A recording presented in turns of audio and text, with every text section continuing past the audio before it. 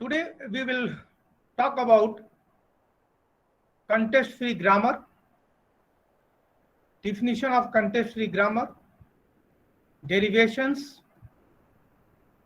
sentential form, leftmost and rightmost derivations, context-free languages, and derivation trees and ambiguity in grammar. Let us start with what is a grammar. Anyone can tell me what is the grammar?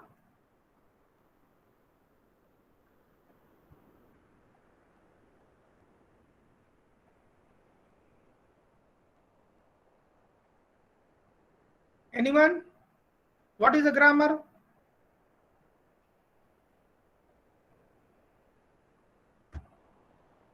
Sir, grammar is the predefined rules of a language. Very good. Grammar is we can say in a very simple way, grammar is a set of rules. Okay. With the help of these rules, we can verify a given sentence in a language of that grammar valid or not valid. Is it clear? Grammar also help us to derive a sentence or statements in a language. Is it clear? All of you agree? Okay.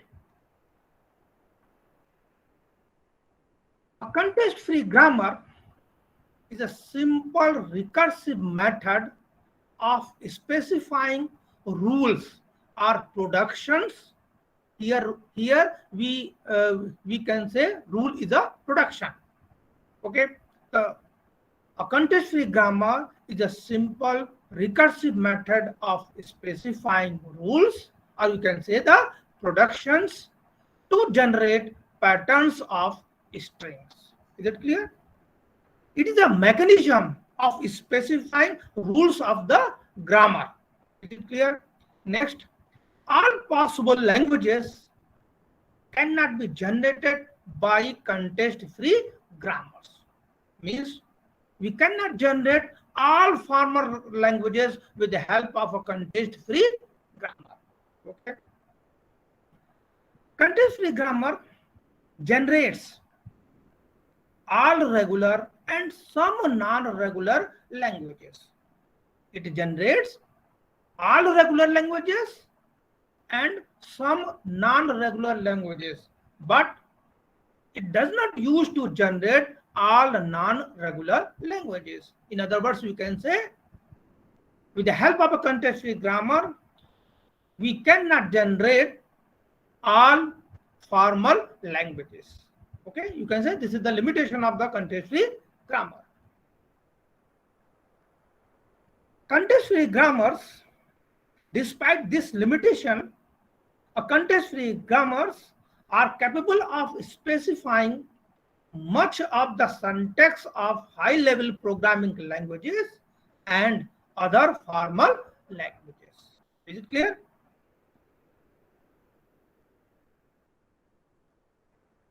Actually, the basic purpose of what is a context-free grammar is a recursive method of specifying rules. Okay, and the basic purpose of defining, or you can say developing, a context-free grammar was to describe a natural language. What was the basic purpose of developing, or you can say developing this mechanism, is to specify a natural language. Is it clear? They can do only to a limited extent. Is it clear? Let us take an example to explore this possibility. You keep in your mind the basic purpose of developing or defining this mechanism. Actually, this is the mechanism of specifying the rules of the grammar, and basic purpose was to describe the natural language. You can say English language, Hindi language, or you can any natural languages. Okay. Now, let us take some rules of English a language. Rule first. What is the rule first? A sentence is composed of subject followed by predicate. Is it clear? What is the first rule? A sentence in English language is a subject followed by a predicate. Second rule, subject is a noun phrase. What is a noun phrase? Adjective followed by a noun phrase. A noun phrase may be article followed by a noun phrase. Rule number 5, a noun phrase simply a noun. 6, a noun phrase is a preposition followed by a noun phrase. Next rule, what is a predicate? Predicate is a verb followed by a noun phrase. Rule 8, predicate may be a verb. What is a noun? Here we have taken some noun. Okay. Bird, animal, boy, girl, rock, and road. Here we taken some nouns of our English language. Is it clear? Rule number 10, adjective. Here we taken some adjective. You can say little, small, big, black. Article, a, and, the. Preposition, on, in, into, upon. Verb, here we have taken some verbs. Sits, runs, walks, sings, cries, likes. Now, here we have defined some subset of rules of English grammar. Okay. Now, next step. Now we are going to derive a sentence in a English language with the help of the rules of the grammar. Now, take the rule first. With the help of the rule first, we say that sentence derives subject followed by predicate. How will we say it? With the help of the rule first of the English grammar. Okay. Next. Now, with the help of the rule 2, we replace this subject by a noun phrase. Now, we replace this noun phrase with the help of rule 3 by adjective followed by a noun phrase. Now, next, we replace noun phrase by a noun. Now, we replace predicate by verb followed by a noun phrase with the help of the rule 7. Now, with the help of rule 6, we replace the noun phrase by a preposition followed by a noun phrase.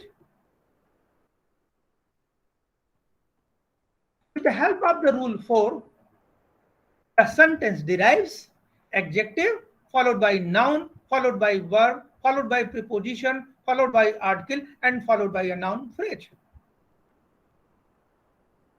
Okay. With the help of the rule 3, we replace this noun phrase by a adjective followed by a noun phrase. With the help of the rule 5, we derive the sentence with a sequence of adjective followed by a noun, followed by verb, followed by preposition, followed by article, followed by adjective, followed by a noun. Noun.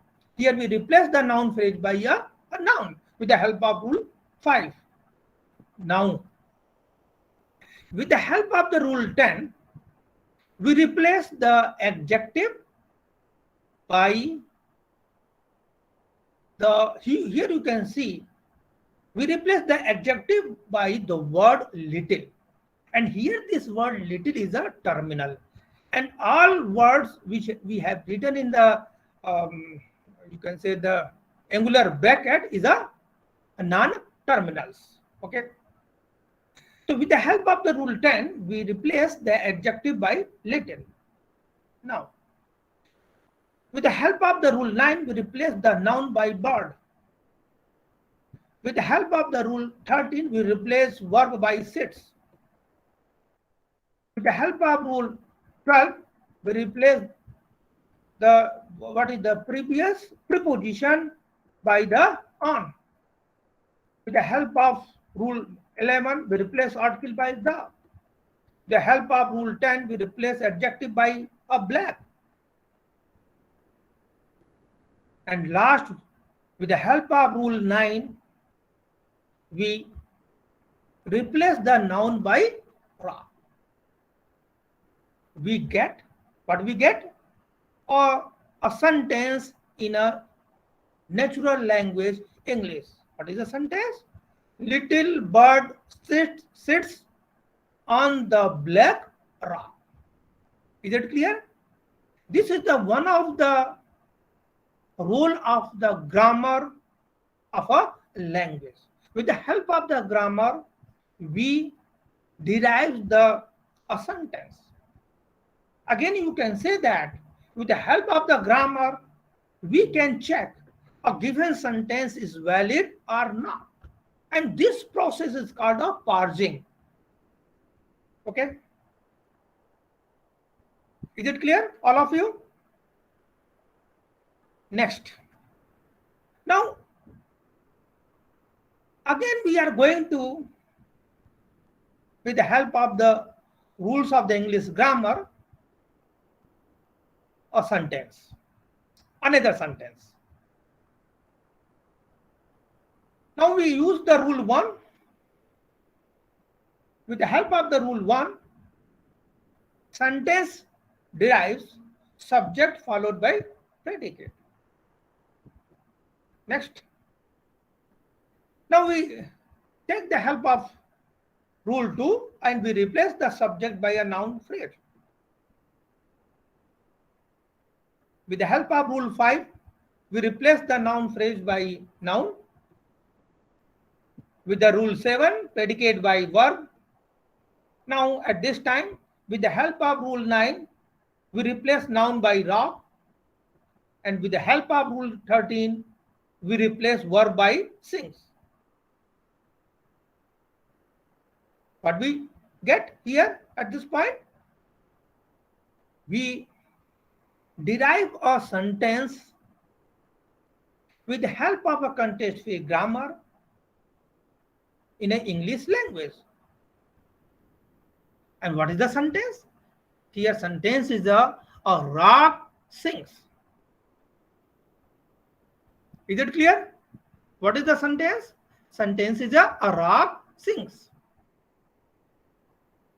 Up now question arises at this point. With the rules of the grammar, this is a valid sentence. Rock sings. But in English language,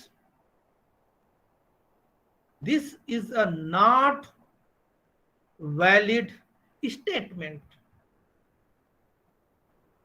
Is it clear? Rock sings is a not valid sentence in a natural language. This is a wrong statement. Okay. So what is your conclusion? Anyone can tell me? We have derived the two sentences with the help of a content-free grammar of English language. One is a valid in a natural language English, but second is a not valid in the natural language English. Anyone can give a comment on at this time?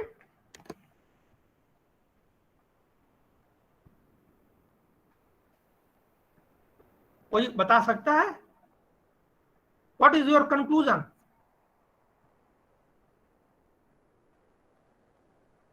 Roll number 1, Ayushi Jain.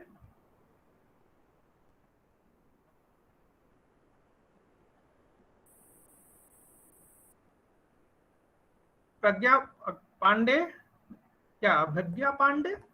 Role number 2. Yes, sir. हाँ, क्या समझ में आया? कुछ आ रहा है कि नहीं आ रहा समझ में? तो यहाँ पर आपका क्या कंक्लूजन हुआ, क्या आपने देखा? सर यहाँ पे नाउन और वर्ब है। हाँ, तो क्या हमने जो ग्रामर लिखा था, जो रूल्स लिखा था, वो गलत था, जिसकी वजह से हमने गलत स्टेटमेंट जनरेट कर दिया? What is the conclusion at this point? Sir हमारे रूल्स गलत थे। Any other student can say anything?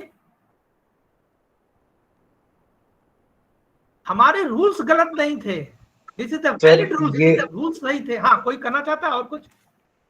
Sir ये जो सेंटेंस है रॉक सीन्स, हाँ, ये जो सेट्स ऑफ रूल्स हैं ग्रामर के, हाँ, उसको फॉलो नहीं करते हैं।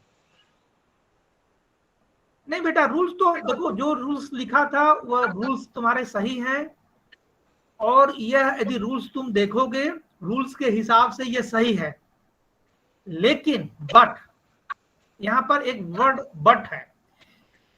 बट वर्ड क्या है यहाँ पर कि कंटेक्स्ट फ्री ग्रामर क्या था? A recursive mechanism to describe the rules of the grammar, and this is the limitation of the context free grammar.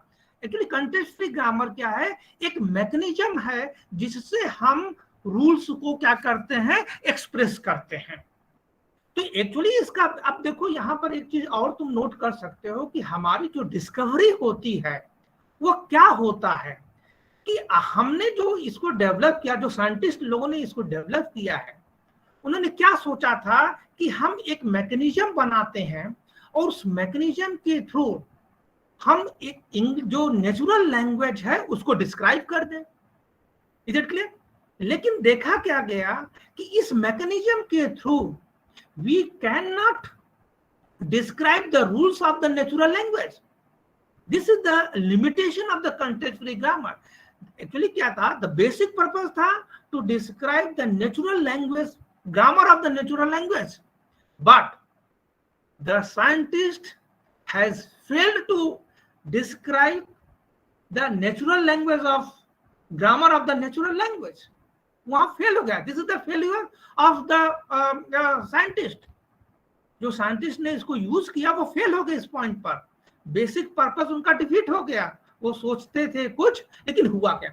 लेकिन एक चीज हमेशा लाइफ में याद रखो, कभी कोई पर जब कोई भी एक्टिविटी तुम करते हो और उसमें यदि तुम फेल होते हो तो एक्चुअली फेल्यूर नहीं है। You have learned a lot of things during these days. जब आप कोई चीज को डेवलप कर रहे हो तो बहुत सी चीजों को आप लर्न करते हो, सीखते हो। तो एक जगह वो तो फेल हो गया कि नहीं, हम with the help of the context free grammar we cannot express the language rules in terms of the context free grammar। लेकिन स्टार्टिंग में हमने क्या बताया था? This context free grammar plays a vital role in a compiler construction. बहुत से ऐसे mechanisms हैं जो हमने स्टार्टिंग में बताए थे, वो कंटेक्स्ट फ्री ग्रामर के द्वारा क्या होते हैं, एक्सप्रेस होते हैं। Most of the part of the your high level language like C language, Pascal language, C++, Python, these are some of the constraints of some of the portions of your high level language are expressed with the help of a context free grammar। एक जगह ये fail हुआ है, लेकिन इसका बहुत से अधिक रोल क्या है, आपके हाई लेवल लैंग्वेज में कंटेक्स्ट फ्री ग्रामर यूज होता है। Is it clear all of you? Yes, sir. हाँ, एक जगह आप फेल हुए हैं, लेकिन इसका क्या है, रोल है, इस मैकेनिज्म का रोल है. With the help of this mechanism we can express the some portions of your you can say the high level language. Okay, at the starting point I have told you. Okay, now next, definition of a context free grammar. So what is a context free grammar? What was the basic purpose of context free grammar? ये तो clear हो गया, क्या basic purpose था और context free grammar होता क्या है. तो context free grammar is a recursive method of specifying rules of the grammar. So this is the what is a context free grammar. It is a set of rules. Is it clear? Now next question, how will we define a context free grammar? We can define a context free grammar with the help of 4 tuples. V, T, P, S. What is the V? V is a finite set of non-terminal symbols. Okay. T is a finite set of terminal symbols. And V intersection T should be equal to 5. Is it clear? Next, what is the P? P is a finite set of production, or you can say the rules. Here rules are called the productions of the form A alpha. This is the form of the production of a context free grammar. What is the A?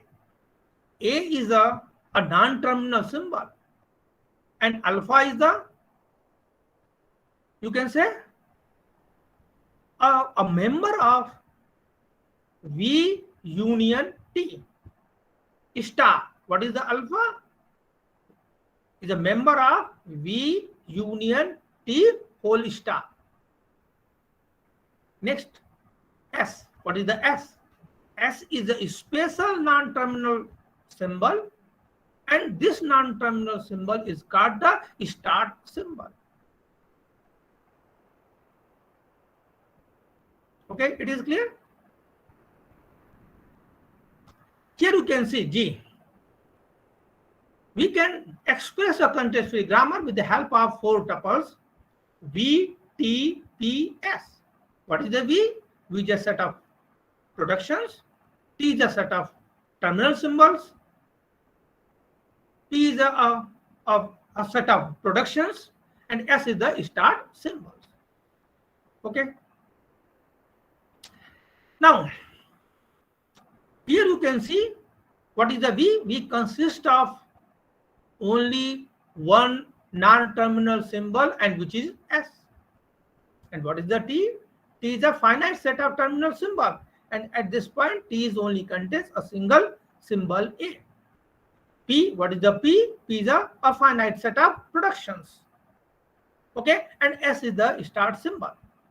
Here the first production is ASB. The left hand side of our production must be a member of V, and the right side of production is alpha.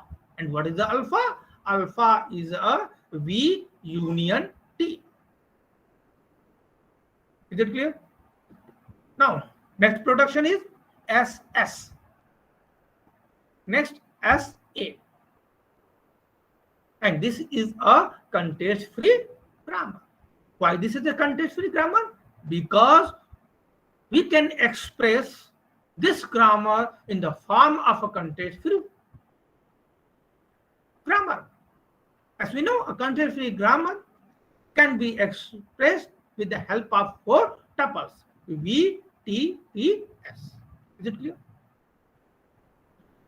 Now, instead of writing 3S production, we may write in this way. S is ASB, vertical line, SS, and vertical line A. Is it clear? This is the alternative way of expressing all S productions. Is it clear? Now, next, what is a derivation? Derivation is a sequence of applications of productions that produces the strings of terminals, that is a word, from the start symbol.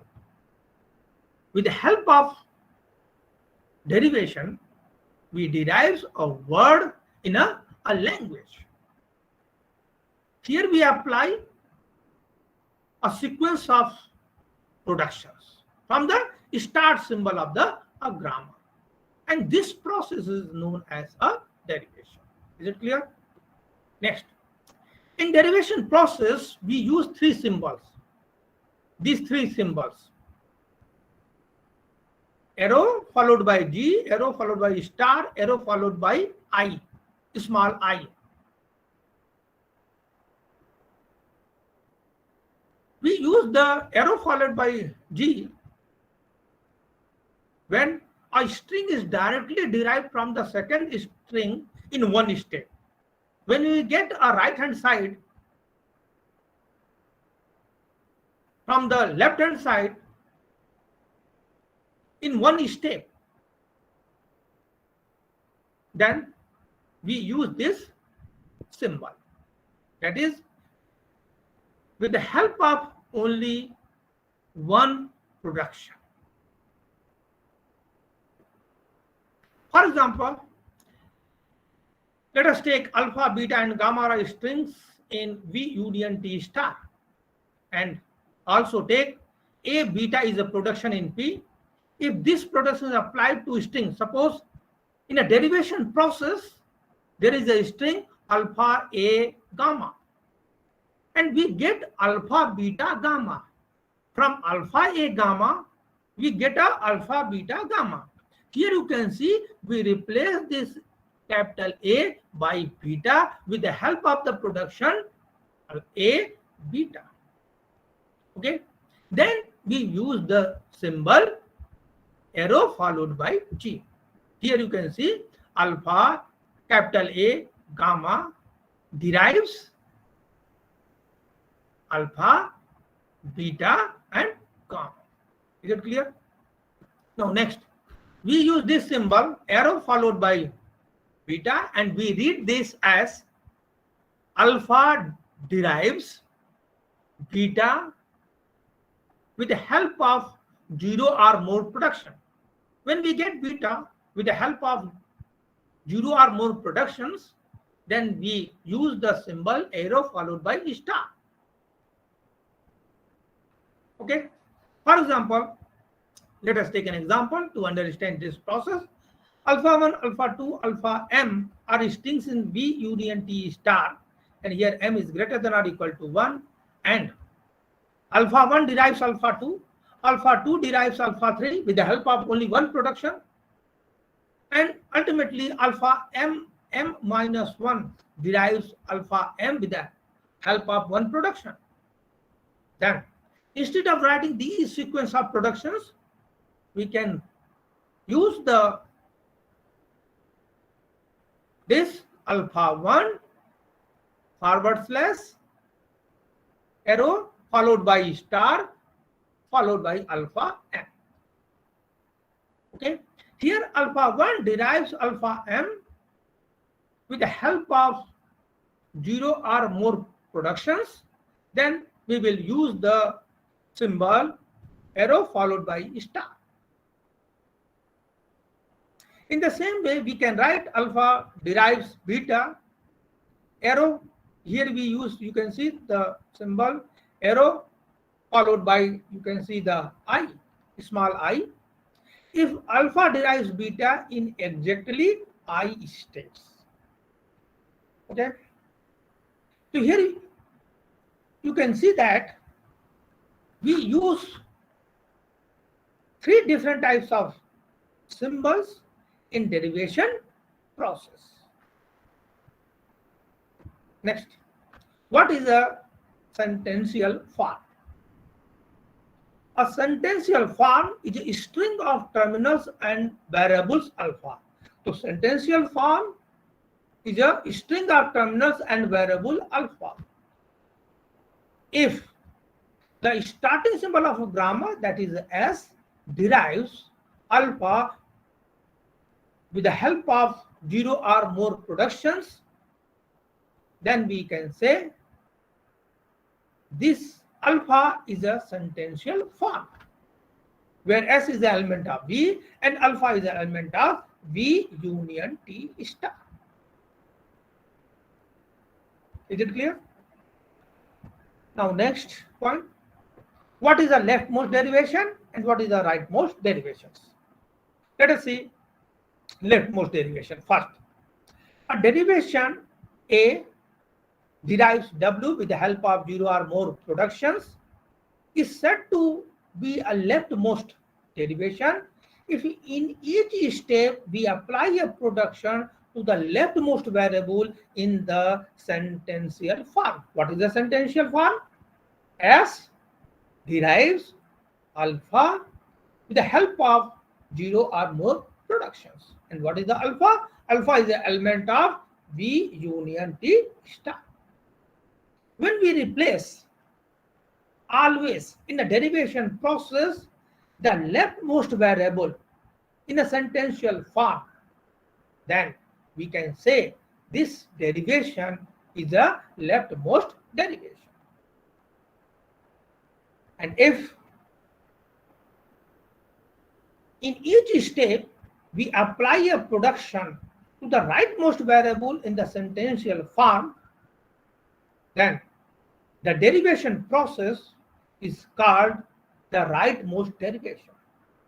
A derives W. It's called a rightmost derivation. Is it clear? Leftmost derivation, when we replace the leftmost variable in each step of derivation process, then the derivation process is called the leftmost derivation. And if we replace the rightmost variable in the sentential form of in the derivation process, then we can say that this is the rightmost derivation. Let us take an example to understand the leftmost derivation and the rightmost derivation. Okay. Here, let us take an example. S is ASB, first production, next production SSS, and third production is SA. With the help of derivation, we derive a derivation. Derivation is a process through which we derive a word. Okay. Now we want to derive the word AAA BA, and here the restriction is we use only the leftmost derivation. Is it clear? Now suppose the first production is SASB, second production is SSS, and third production is the SA. Is it clear? Now we take the help of the first production, that is SASB. Now the starting symbol of grammar S derives ASB. Sorry, here we use the second production, and the starting symbol of the grammar S derives SS with the help of the second row. Okay. Is it clear? Now here you can see in the sentential form, in the derivation process, here you can see the alpha consists of two variables, SS, first is S and next is the S. Now here you have two options. You can replace the first S and you may replace the second S. Okay. Now here we replace the first S. Okay. With the help of the first production, we replace first S with the help of the first production. So S is replaced by AS small b and followed by S. Is it clear? Now again here you can see 2S. Now again we replace the first S with the help of second production SS. Okay, the first S is replaced by SS. Now the sentential form becomes alpha becomes A, and the S is replaced by SS, followed by B, and followed by S. Okay. Now again we replace the first S again with the help of the third production. S is replaced by A. Now the alpha becomes A S B S. Now again we replace the first S with the help of third production. Now the B derives A B S. Okay. Now we replace there's only one S with the help of again the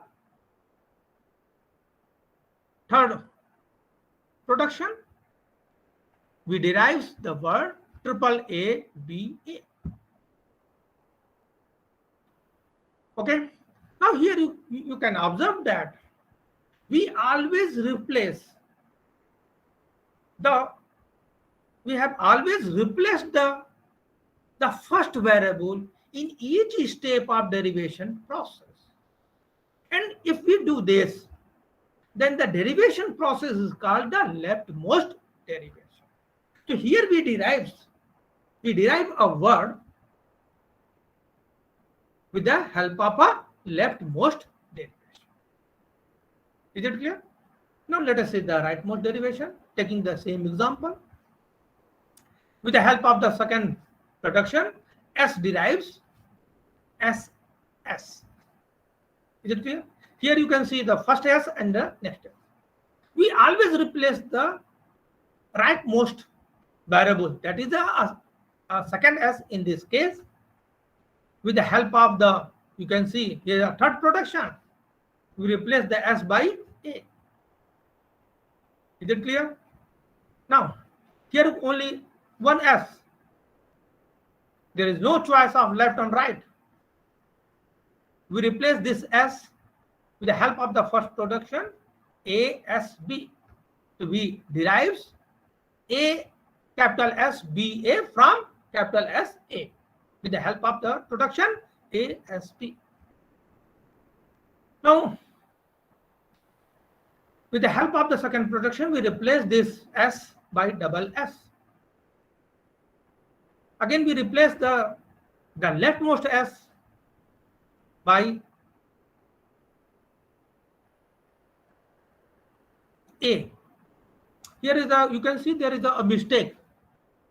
Instead of the second S, here we replace the first S. But in the place of capital S, you assume the small a, and the predecessor of this small a is A, and which is the capital S. There is a mistake here. Now we take the help of the third production and we derive the word triple A B A. Is it clear? So here you can observe that we always replace the rightmost variable, and if we do, and if we follow this rule, then we can say the derivation is the rightmost derivation. The derivation is called the rightmost derivation. Is it clear?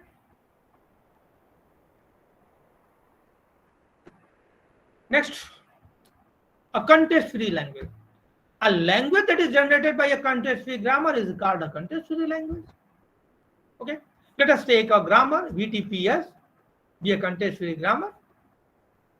The language generated by this grammar G is the set of all words W such that W is in T star, and also S derives this W with the help of 0 or more productions. Okay. A language is a context-free language if there is a context-free grammar such that L is equal to LG. Next point, a string is in a language if the string consists solely of terminals, and the string can be derived from S. And we have seen this restriction in the language generated by the grammar G. The set of all words W such that W is in T star means the string consists only of terminals, and the string can be derived from S means S derives W with the help of 0 or more productions. Okay. Now, let us take another example. Here a context-free grammar G A B P S. Here you can see V consists of only one non-terminal S. Terminal T consists of two terminals A and B. P consists of two productions. First production is ASB, and second is AB. S is the start symbol of the gamma. Now here our target is to find the language generated by G. Is it clear?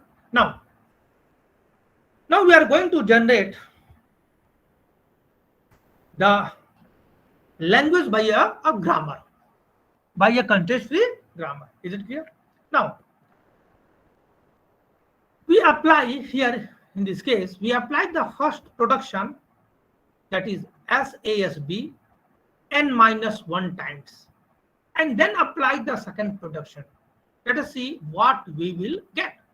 If we apply the first production n-1 times and followed by the second production one time only, what we will get? Let us see.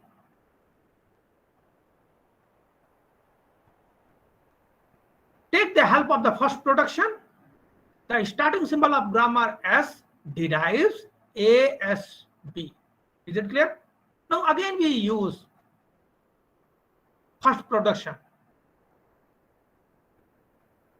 We get ASB followed by B, or you can say A square followed by S B square. Now again we use the first production. We get A power 3 S B power 3. When we apply 3 times, we get A power 3 S B power 3. Now question is here, if we apply the first production n-1 times, what we will get? We get A power n-1 followed by capital S followed by B power n-1 times. Okay. Now we take the help of the second production. What do we get? We replace this S by AB. Now here you can see we get AN BN. What is this? Anyone can tell me? The language ANBN is a regular language or non-regular language?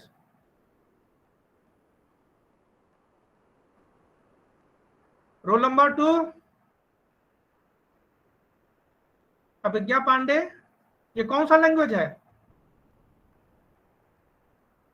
ANBN.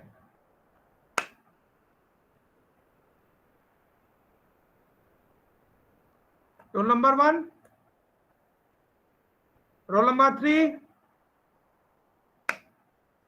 Regular language. Non-regular language. Very good. Very good. Non-regular language.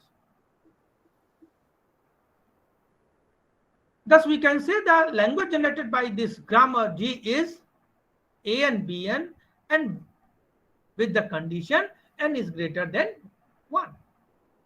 So what we have seen here?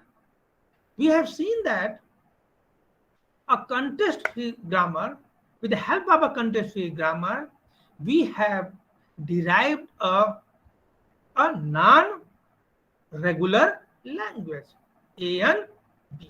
Is it clear? Okay. Next point is a derivation tree. What is a derivation tree?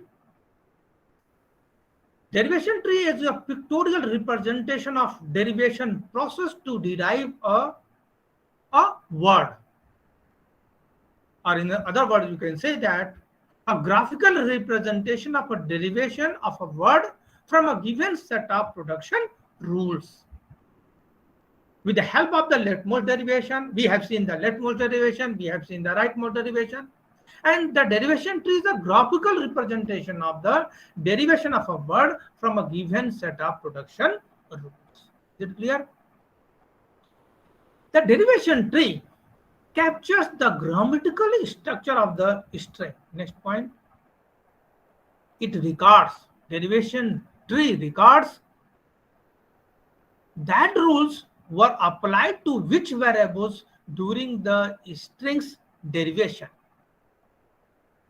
Derivation tree is also called parse tree, syntax tree, production tree, or generation tree. These are the different names of a derivation trees.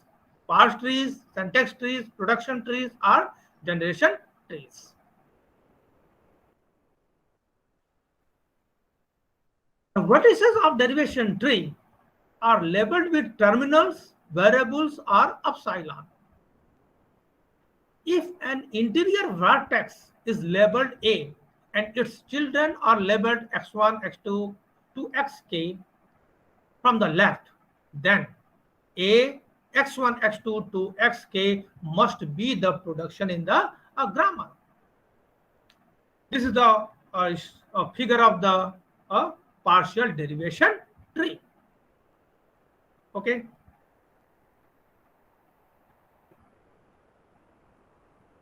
Now we are going to define a derivation tree. A tree is a derivation tree for the context-free grammar GVTPS if with some constraint. What are the constraints? If the root of the parse tree or derivation tree is labeled as. First restriction. Second, every vertex has a label from V union T union epsilon. Next, every interior vertex, a vertex that is not a leaf, has a label from V.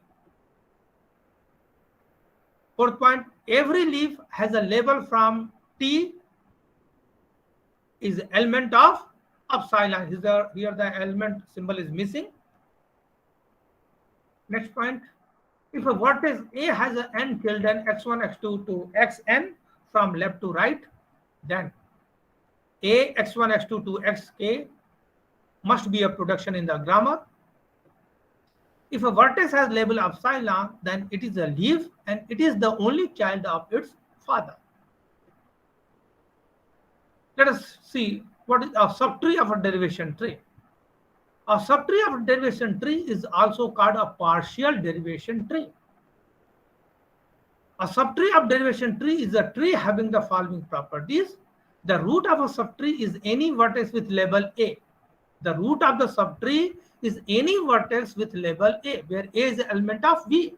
Second, every leaf has a label from V union T union epsilon. The vertices of the subtree are descendants of A with their labels. The edges of subtree connect the descendants of A. Let us take an example. Consider the grammar with the production. First production is S, A, S. Second is S, A. Third is S, S. Next is A, S, B, A. And next is A, B, A. This is the set of production in the grammar VTPS, where V is A, S, T is A, comma, B, and V is a set of production written at this point. Okay. And next, okay.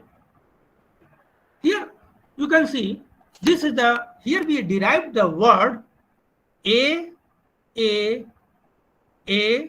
followed by B, A. With the help of we have made a derivation tree to derive a word A, B, A. Is it clear? Now here you can see that, as we know, in the left derivation and the right derivation, we always start from the start symbol of the grammar. Here you can see first we applied the first production is S followed by AAS. Now we replace this capital A by the production SBA. Next we replace this S by the production rule SS. And now you can see S is replaced by A, and next S is replaced by again A. Capital A is again replaced by B, and this capital A is replaced by BA, and S is replaced by A.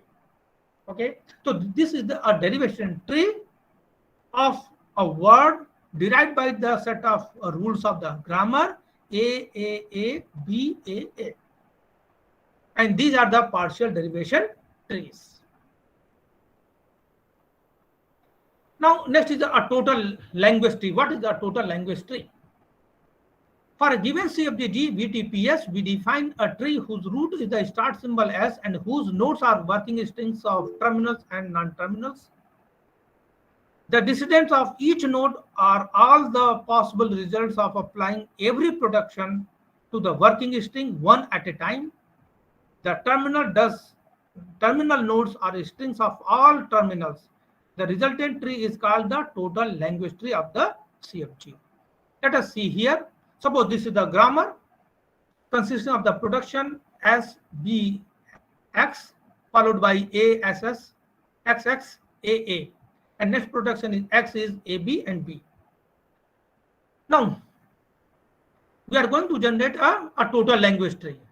Here you can see this is the total language tree. Means all words in the grammar, all words in the language defined by the grammar. Okay, and the grammar consists of the production SBX, ASS, AA, and X production is AB and B. Here you can see we replace, we start with the root node, that is a S, and here you can see the descendants are the derivation of, directly we derive the you can say the non sentential form of a grammar. Here you can see S has descendants AA, BX, and AXX. Means we apply all S production at the root to get the descendants nodes AA, BX, and next is AXX. Now, let us take the second descendant node, that is a BX. Here you can see the X has two production. Now, here you can see there are only two descendants of BX because we have two choices to replace this X by AB followed by B. When we use the AB, we get a descendants of this node BAB, and when we take the help of this B, we get a BB. In the same way, you can see that AXX is replaced by, has the 1, 2, 3, 4 descendants, because we can replace the first X. To replace the first X, we have two options. We replace the first X by AB, or you can say B, and second X in the same way, we replace AB by B, we get the 4 descendants. In the same way, we get the next 2, 2, 4, 6 and 8. तो ये समझ में आ गया ये total language tree कैसे generate होता है. जैसे तुमने स्टार्ट नोड क्या है, यहाँ पर एस है, तो एस के जितने भी प्रोडक्शन है आप अप्लाई कर दो, तो we get a descendants A B X A X X. यहाँ पर देखोगे 3 प्रोडक्शन एस के हैं, तो each level we apply the all S production. तो क्या मिल गया, A B X and A X X. Okay, so A is the terminal, a word in a grammar. Okay, next is the BX. Now we can replace this X either with the first production, that is the AB, or we can replace this X by B. So we get 2 words. First is BAB and next is BB. In the same way, you can see the third descendants of S, that is a AXX. Here you can see the first X is replaced by AB or B, and in the same way, second X is replaced by again the AB or B. We get 4 descendants AABX, ABX, AXAB, AXB. Okay. Now again you can see the all descendants of AXX has only one X, and now we can replace the each X by A, B or B, we get the we get the 8 words.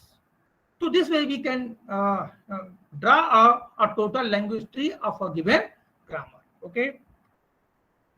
Next point is the ambiguity. What is the ambiguity?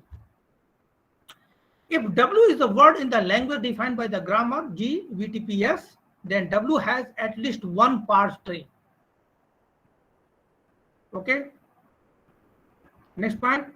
Each word defined by a parse tree has a unique leftmost and unique rightmost derivation.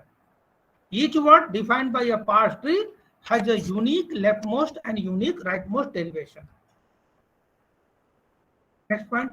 If a word has more than one parse tree, if a word has more than one parse tree or derivation tree or production tree, then it has more than one rightmost or leftmost derivation. Now, if a word has more than one rightmost derivation or more than one leftmost derivation or more than one parse tree, means a grammar is ambiguous grammar. If you able to show, how will you say a grammar is ambiguous grammar? If you able to produce a word, any word, with the help of the two rightmost derivation or two leftmost derivation, or you can able to make two parse tree, more than one parse tree of a single word in the grammar, then you can say that grammar is ambiguous. Okay. So what is the ambiguous grammar? A context-free grammar G VTPS is ambiguous grammar if there is at least one word in the language having two or more parse tree or equivalently two or more leftmost or rightmost derivations. Okay. Now let us take a grammar SAS, SA, SA is an ambiguous grammar. Now we want to prove this is the ambiguous grammar. A grammar is ambiguous grammar if it has at least one word has more than one leftmost derivation, more than one rightmost derivation, or more than one parse tree. Okay. If you able to make two more than one parse tree of any word in the grammar, then you can say the grammar is ambiguous grammar. Now here we take a word A3. Now we can generate, we can make a 4 parse tree for this word. Let us see.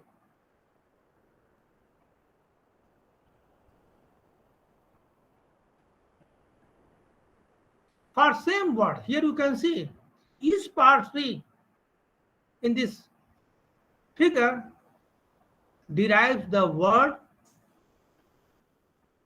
to a power 3. First derivation tree derives the first parse tree derives word A3, second A3, third A3, fourth A3. You can also derives more than one leftmost derivation or more than one rightmost derivation for the word A3. Then we can say that the given grammar is ambiguous grammar.